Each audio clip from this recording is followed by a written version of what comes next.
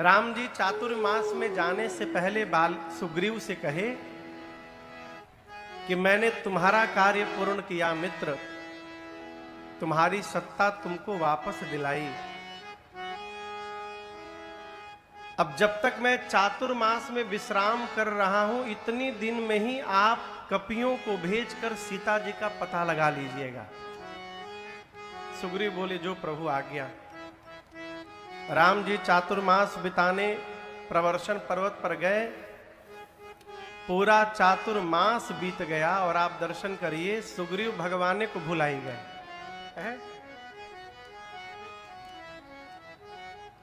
ये कटु सत्य है कि जीवन में जब सब कुछ ठीक हो जाता है ना, तो मनुष्य पहला काम करता है भगवान का विस्मरण, और जब जीवन में दुख रहता है तो सबसे पहले भगवान दिखाई पड़ते हैं। बात थोड़ी अटपटी है लेकिन 100% की है। भगवान से कहा करिए प्रभु थोड़ा अभाव बना के रखिएगा। क्यों? जब तक अभाव रहेगा भगवान को याद करने का स्वभाव भी बना रहेगा। हमारे पूज्यपाद गुरुदेव भगवान कहते हैं,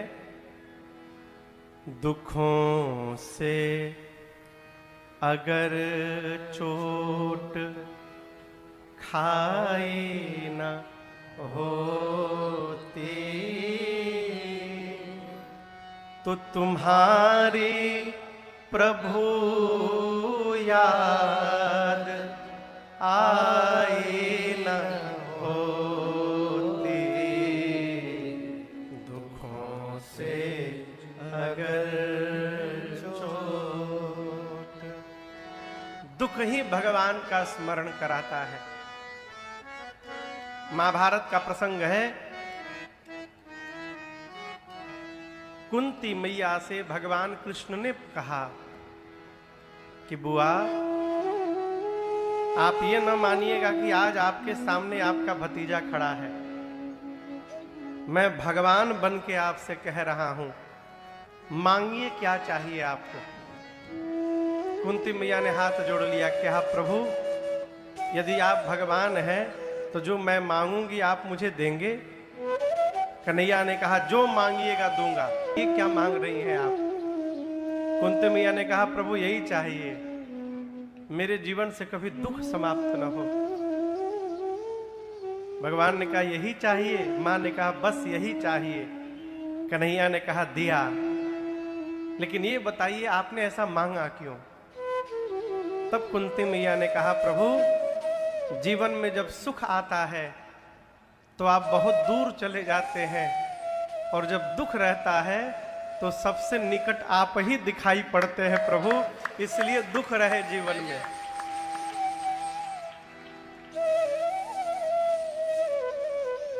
भगवान का विस्मरण न हो इसका यत्न किया जाए। यदि हमसे प्रातः काल आरती नहीं उतारी जा रही है समयाभाव के कारण तो परेशान न होइए,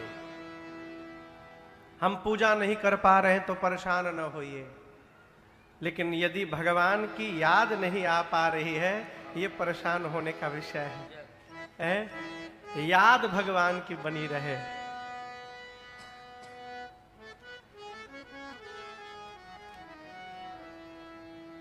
याद बनी रहे।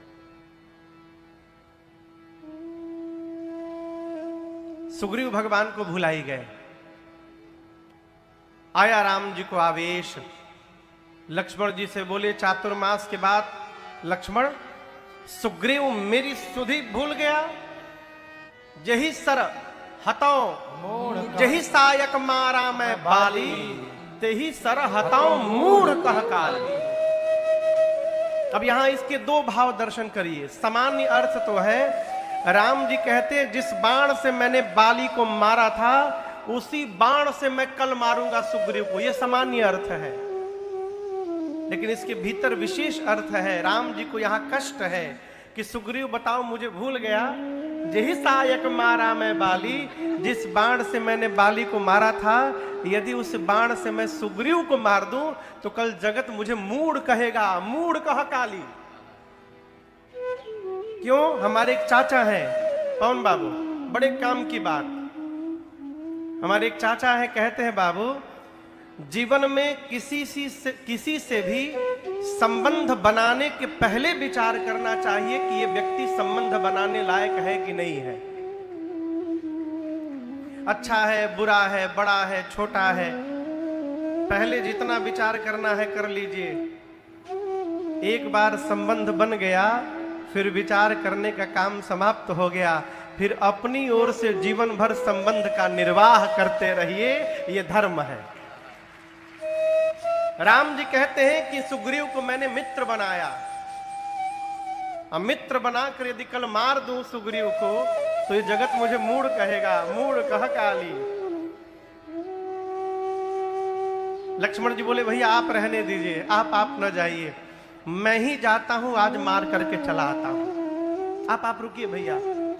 लक्ष्मण जी जाने को तैयार भय, राम जी ने हाथ पकड़ लिया, कहा लक्ष्मण अच्छा है चाहे बुरा है, मेरा सखा है वो। क्या बात है, सुग्रीव मेरा सखा है, इसलिए मारिएगा मत उसको, केवल जाइए उसको डरा धमका कर ले आइए। यहां दर्शन करिए, भगवान से संबंध जुड़ गया तो भगवान ने सुग्रीव को बचा लिया। उसी प्रकार यदि हम लोग भी रघुनाथ जी से संबंध स्थापित कर लेंगे तो भगवान हमारी भी रक्षा करते रहेंगे, संबंध बन जाए। भगवान ने कहा जाइए केवल उसको डरा धमका कर ले आइए। लक्ष्मण जी गए, सुग्रीव को पकड़ के लाए, आते आते चरणों में गिर गया, क्षमा याचना करने लगा, त्राहि माम त्राहि माम। सुग्रीव कहते हैं प्रभु मैं आपको भूल गया, आपकी माया के कारण भूल गया, लेकिन एक बात कहूं रघुनाथ जी, पूरी गलती मेरी नहीं है। राम जी बोले मतलब तो किसकी है? और बोले प्रभु थोड़ी ही आपकी ओर से भी हो गई है। राम जी बोले क्या कह रहे हो तुम? सुग्रीव ने कहा प्रभु आपकी माया अति दुस्तर है, आपकी माया से जीव बच नहीं सकता है। आप यदि चाहते तो अपनी माया को कह सकते थे कि देखो सुग्रीव को बहुत आवश्यक कार्य सौंपा हूं, सुग्रीव को न फंसाना। आपने अपनी माया को मना नहीं किया, आपकी माया ने मुझे फंसा लिया। अब कहिए सब गलती मेरी है कि थोड़ी आपकी भी है? राम जी मुस्कुराने लगे, कहे चलो कोई बात नहीं, अब वो यत्न करिए मित्र जिससे सीता जी का पता चले। सुग्रीव जी ने कपियों को बुलाया, सभी का बानर आए, कहा कि जाइए पूरब जाइए, पश्चिम जाइए, उत्तर जाइए, जा करके सीता जी का पता लगाइए, लेकिन याद रहे 1 महीने में वापस आना है। कितने दिन में? कितने दिन में? कई ऐसे विभूति लोग होते हैं, उनको यदि कोई काम सौंप दीजिए ना तो उनको सौंपने के बाद उनके पीछे एक आदमी को लगाना पड़ता है, देखिए करत आगे लिखे करत। सुग्रीव जी ने कहा कि 1 महीने में वापस आना है। दूसरी बात, खाली हाथ नहीं आना है, पता लगा कर ही आना है। जो भी खाली हाथ लौटेगा आने के साथ ही मेरे हाथ द्वारा मार दिया जाएगा। दंड कठोर किया।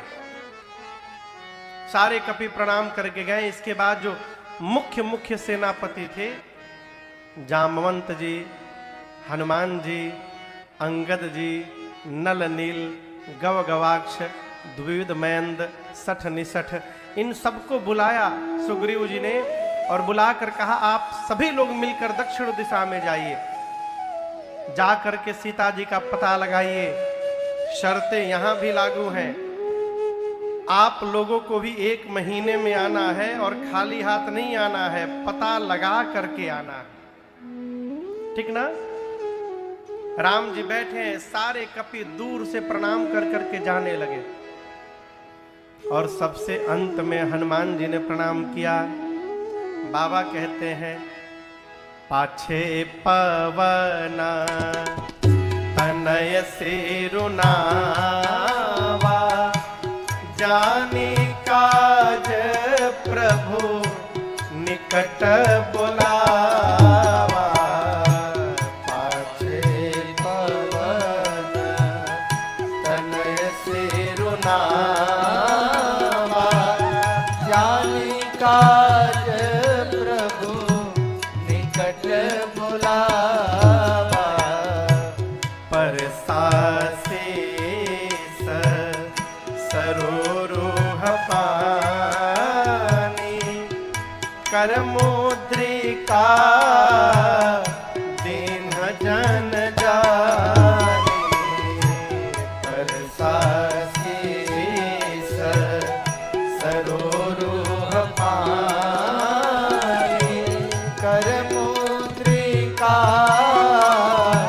दीन जन जानी, बहु प्रकार तही समझाए हो, बहु प्रकार से तही समझाए हो, कहीं पल बेरा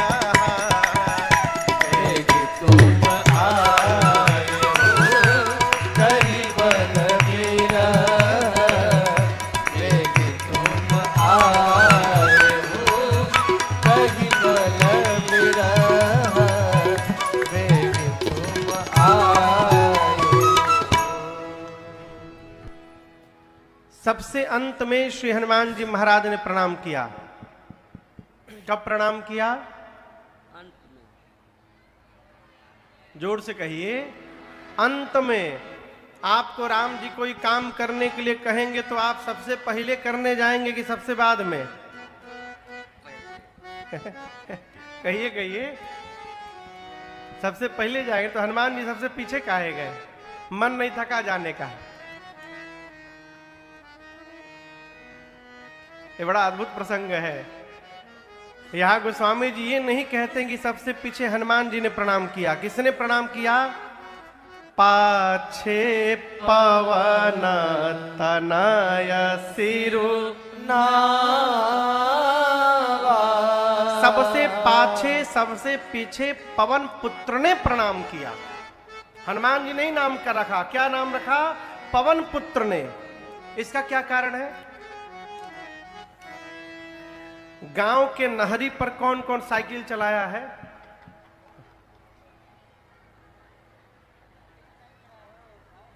सबसे पहले कैंची चलाते थे। कैंची जानते हैं? उसके ट्रायंगल वाले शेप में से एक ठे पांव घुमा के और सीट दबा के इधर से एक हैंडल पकड़ के चलाते थे साइकिल। नए नए में सरकार कैंची। उसके बाद जब थोड़ा पांव पहुंचने लगा तो पूरा बैठ के चलाते थे। गांव में जाते थे तो हम लोग गर्मी की छुट्टी में तो ढूंढते रहते थे केहू रिश्तेदार आ जाओ साइकिल लेके।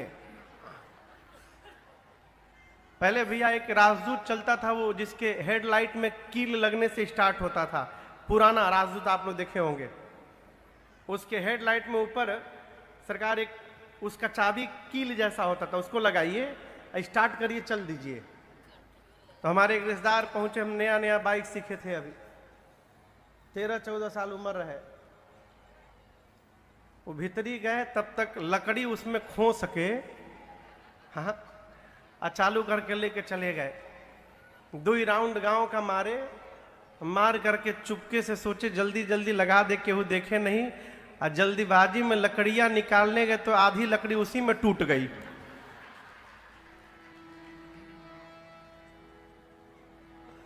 और उसके बाद बाबू जो धोबिया पिटाई पीटे।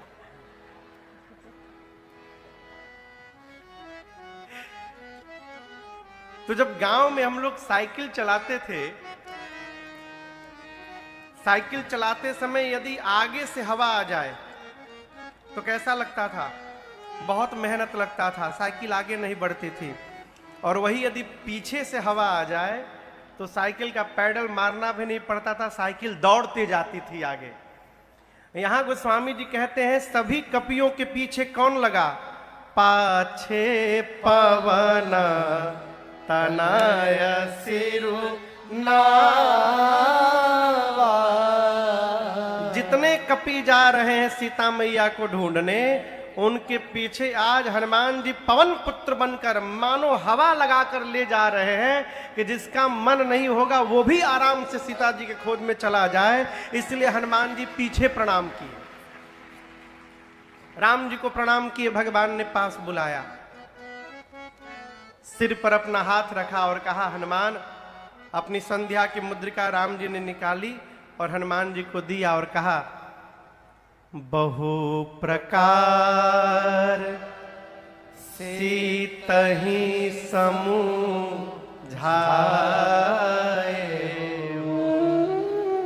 कहि बल बिरह बेगी तुम। अनेक प्रकार से सीता जी को समझाइएगा हनुमान जी, मेरे विरह बल को बताइएगा और बताकर शीघ्र वापस आइएगा। हनुमान जी प्रणाम करके चले। स्वयं प्रभा मिली, स्वयं प्रभा जी ने अपने तपस्या के बल से सभी कपियों को समुद्र के किनारे भेज दिया। सरकार समुद्र किनारे जाते अंगद रोने लगे। क्यों रोने लगे? अब आगे जाएंगे तो पानी है, डूब के मर जाएंगे।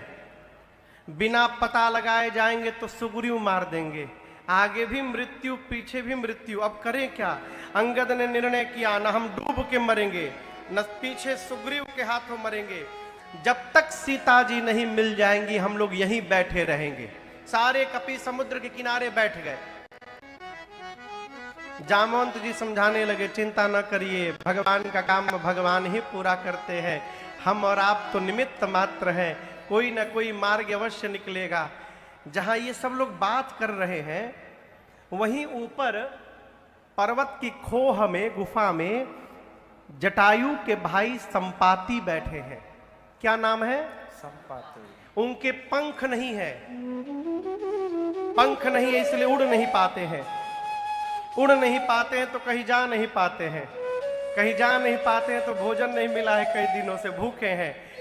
नीचे देखे इतने सारे बानर, तुरंत बोले ब्रह्मा जी को, धन्यवाद ब्रह्मा जी, इतने सारे कपियों को भेज दिया आपने, आज सबको खा जाऊंगा। क्या बोले? सबको खा जाऊंगा। अंगद को सुनाई पड़ गया।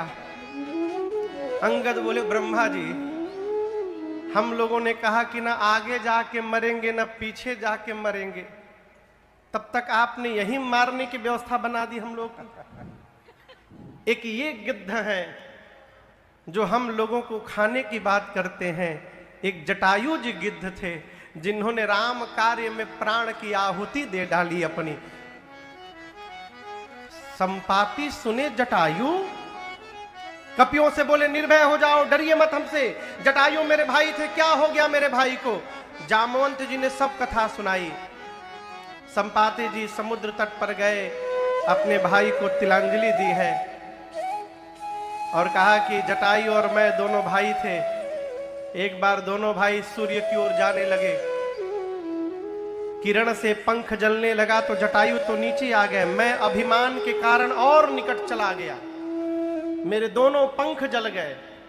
तब चंद्रमा नाम के एक मुनि ने मुझसे कहा था, त्रेता युग में राम जी के दूत जब सीता जी का पता लगाने जाएंगे संपाति, तो उन दूतों का परिचय मिलने के साथ ही आपके शरीर में नवीन पंख निकल आएंगे। जामवंत जी बोले, हम ही लोग वो दूत हैं। जैसे पता चला संपाति के शरीर में नया पंख निकल गया, पंख फुला के संपाति नाचने लगे। जामवंत जी बोले, आपका काम हो गया ना, अब हमारा काम करिए, देखिए कहीं सीता जी दिखाई दे रही हैं आपको। संपाति जी बोले, हम तो रोज देखते हैं। बोले, क्या? कहाँ देखते हैं? मैं देखा हूं तुम नाही, गीधहि दृष्टि अपार। संपाति बोले, समुद्र में 100 योजन दूर त्रिकूट पर्वत पर लंका नगरी है, जहां अशोक वाटिका में सीता जी देखिए, वो एक अशोक के वृक्ष के नीचे बैठी है सीता जी, मुझे दिखाई पड़ गया।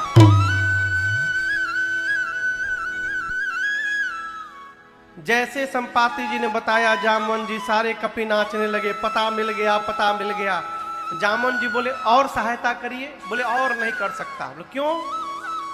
बूढ़ भयऊं नत करत्यूं कछुक सहाय तुम। बोले बूढ़ा हो गया हूं, शरीर में बल नहीं है, नहीं तो और हेल्प अवश्य करता आप लोगों की। एक काम कर सकता हूं, आप में से कौन वहां जाएगा बता सकता हूं। जामुन जी बोले कौन जाएगा?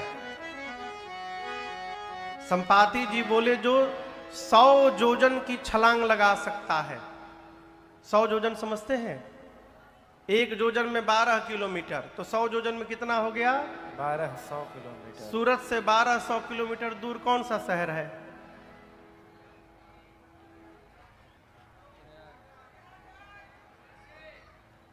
कौन एक मान लिया जाए, प्रयाग मान लिया जाए। हाँ। संपाति बोले सूरत में जंप करे तो जाकर प्रयाग त्रिवेणी में डुबकी लगावे, संगम नोज पर। इतनी लंबी जो छलांग लगा सकता है वही राम जी का काम पूरा करेगा। संपाति जी बोल के चले गए। ये सारे कपि लोग आपस में बात शुरू किए कौन जाएगा हो, इतना दूर कौन जाएगा? नहीं, कोई इतना पॉसिबल नहीं है, इतनी लंबी छलांग कौन मारेगा? हम तो एक बार 20 जोजन मारे थे बस। एक कपि ने कहा कितना मारे थे? दूसरके ने कहा तुम का मारे हो? 30 मार के मैं बैठा हूं, 30 जोजन। तब तक एक कपि ने कहा जामुन जी हमारे नाम के आगे 50 जोजन लिखिए, हम 50 जोजन जा सकते हैं, 50 जोजन। जामुन जी देखिए सब धीरे धीरे बढ़ने लगे। जैसे एक कपि ने कहा 50 जोजन, जामुन जी बोले शाबाश, बजाइए ताली इनके लिए, 50 जोजन जा सकते हैं। और कोई वीर यहां बैठा है 50 जोजन के आगे जाने वाला?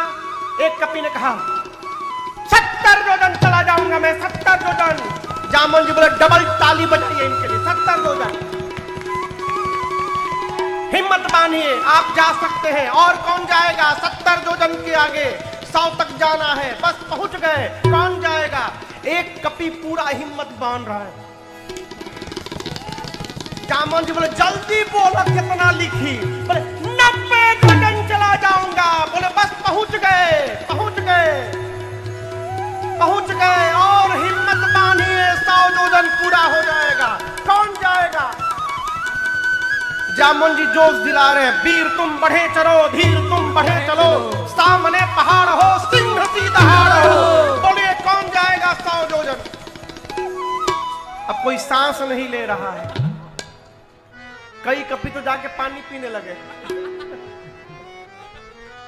90 जोजन वाला पुछटा बांध के तैयार है। बोले हम जाएं? बोले कहां जाएं? 2 मिनट रुक जा, कहां जाएं? जामुन जी बोले 90 नहीं, 99 जोजन भी जाइएगा तो डूब जाइएगा। कितना जाना है? 100 जोजन। कितना जाना है? जामुन जी बोले आप लोग को अपने आप को युवा कहने में लज्जा नहीं आती है? मैं बूढ़ा हो गया, शरीर में बल नहीं रहा। जब मेरी जवानी थी, भगवान बलि को बांधने के लिए त्रिविक्रम रूप धारण किए थे। उस स्वरूप की उस समय मैंने 2 घड़ी में 7 परिक्रमा मारी थी। तब मेरी युवा अवस्था थी। मैं जवानी में रहता तो बता देता कि 100 जोजन किसे कहा जाता है। जब जवानी को ललकार दिया ना, तो अंगद जी बोले जा तो सकता हूं मैं, लेकिन रिटर्न की मेरी गारंटी नहीं है। जिय संशय कछु फिरती बारा। जामन जी मन में बोले जब जाके आइए नहीं पाइएगा तो बीच में लबर लबर काहे बोल रहे हैं? जाना नहीं है, जाकर वापस भी आना है। अच्छा आप बताओ जाना किसको है? जिसको जाना है वो चुपचाप बैठा है, और जिसको जिसको नहीं जाना है वो सब फोटो खिंचवा रहे हैं। काम करने वाला चुपचाप काम करता है। सारे भैया लोग बैठे हैं, लेकिन हम कहें अरुण बाबू को, अरुण बाबू से हम मिलिए नहीं पाए, हम नहीं ठीक से मिल पाए। कहे एक दिन रात पंडाले की व्यवस्था में लगे रह गए, लगे रह गए तभी कथा भी इतनी दिव्यता से हो रही है। अभी उनको पता चला भोर में गए हैं, 4 बजे फिर 6 बजे चले आए। सरकार सब जगह काम करने वाला काम करता है, बाकी जिसको कुछ नहीं करना फोटो खिंचवाता है हर जगह।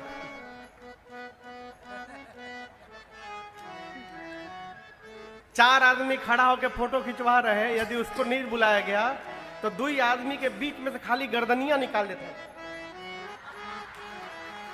खाली मुंह गर्दन आ जाए, और उसके बाद उस फोटो में अपन गर्दन में लाल रंग से घेरा घेर के और फिर पोस्ट करता है कि लोग देखे कि हमारी गर्दनियां कहां बाएं में।